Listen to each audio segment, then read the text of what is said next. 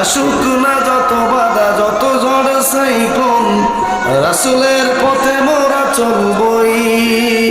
এই জীবন বাজি রেখে দিনের নিশান মোরা বাংলার আকাশে উড়াবই।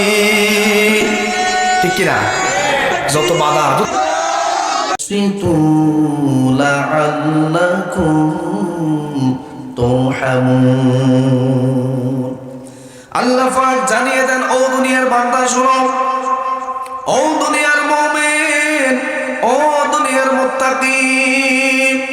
আল্লাহ পাক বলেন, বান্দা যখন তোমার সামনে এই কালামে হাকিম থেকে তেলাওয়াত করা হবে, এই কালামে হাকিম থেকে আলোচনা করা হবে, তোমরা যদি ও মনোযোগ সহকারে এই কালামে হাকিমের কোরআনের তেলাওয়াত আলোচনা শুনতে পারো, আশা করা যায় তোমাদের উপরে মালিকের রহমত নাজিল হবে। তাহলে যতক্ষণ আমরা এখানে আছি, আল্লাহর কোরআনের ঘোষণা মোতাবেক আমাদের উপরে আল্লাহর রহমত নামক সাকিনা নাজিল হতে। আমি কালামে হাকিম থেকে ৯ নম্বর সূরা, সর্ববৃহৎ একটা সূরা, সূরাতুত তাওবা, আমরা অতি পরিচিত সূরার সাথে, কি ঠিক আছে না? তাওবা শব্দের অর্থ কি? ফিরে আসা, প্রত্যাবর্তন করা। আমরা আজকে ফিরে আসব, প্রত্যাবর্তন করব কার দিকে?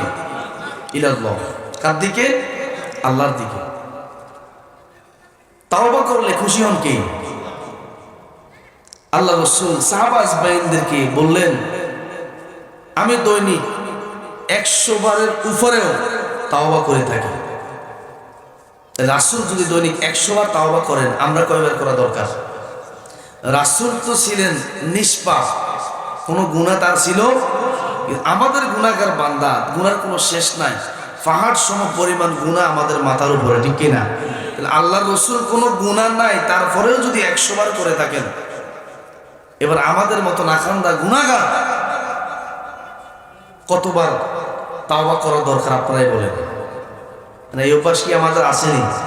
আমরা বেশি না পারি অন্তত দৈনিক 100 বার। আমি একদিন তালিমে বলেছি যে আমাদের নামাজের ওয়াক্ত কয়টা? 5টা। তাহলে 5 20 100। আমাদের হাতে সময় থাকলে, সুযোগ থাকলে আমরা দৈনিক 5 ওয়াক্ত নামাজের পরে 20 বার করে তাওবা করতে পারবো না? আমরা যারা 5 ওয়াক্ত নামাজ পড়ি, দৈনিক 5 ওয়াক্ত নামাজের পরে আমরা কি 20 বার করে তাওবা করতে পারবো না? তাহলে তো আমাদের দৈনিক 100 বার তাওবা হয়ে গেল। এটা সেই সূরা।